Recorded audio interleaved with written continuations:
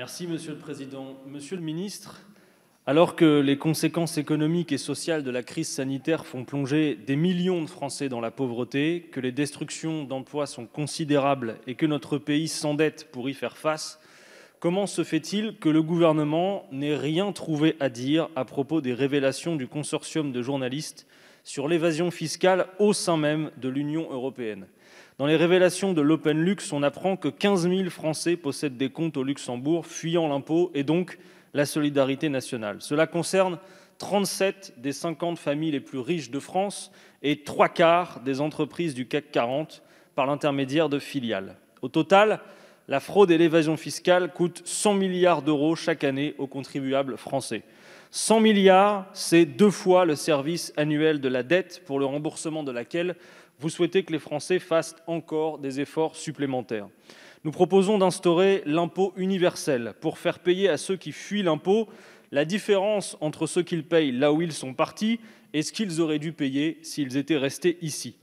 Qu'avez-vous à dire sur ce scandale ? Que faites-vous pour lutter contre ? Le silence du gouvernement est complice.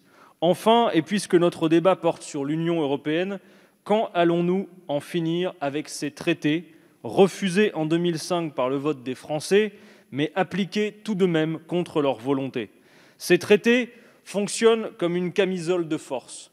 Ils interdisent l'harmonisation sociale et fiscale, résumant l'Union européenne à une zone de compétition déloyale, où l'alternative pour notre industrie se résume à sacrifier les acquis sociaux des salariés ou à délocaliser dans les pays plus à l'est de l'Europe, où le travail est mal rémunéré. Il ne peut être question de continuer à défaire la France pour faire l'Europe. Monsieur le ministre. J'ai dit tout à l'heure, mais je crois que vous m'avez entendu, Monsieur Cadenas, que je veux faire la France en faisant l'Europe et faire l'Europe en faisant la France. Parce que c'est deux aspects d'une même souveraineté. J'ai évoqué la question du patriotisme, je crois que vous m'avez entendu. Je pense que vous faites bien de me poser cette question, parce que lorsqu'on fait partie du même marché intérieur, lorsque l'on a en partage la même monnaie, il est essentiel que l'on traite ensemble les questions fiscales. Et en effet, de même que la concurrence sociale ou le dumping social ne doivent pas avoir leur place dans l'Europe, celle que nous voulons bâtir, de même la course au moins-disant fiscal ne saurait être acceptable, et donc la constatation de l'évasion fiscale non plus. C'est pourquoi nous souhaitons que nous puissions progressivement harmoniser la fiscalité à chaque fois que c'est pertinent.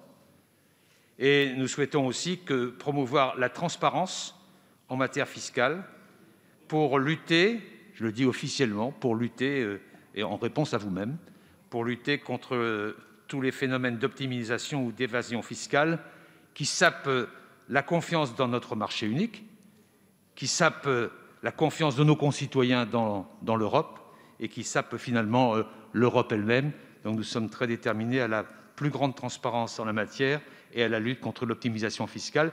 Il y a eu un accord qui avait été trouvé sur une directive concernant la coopération administrative dans le domaine fiscal qui prévoit de nouvelles obligations. Ça peut faire partie de la clarté et de l'optimisation que je souhaite et que vous souhaitez aussi.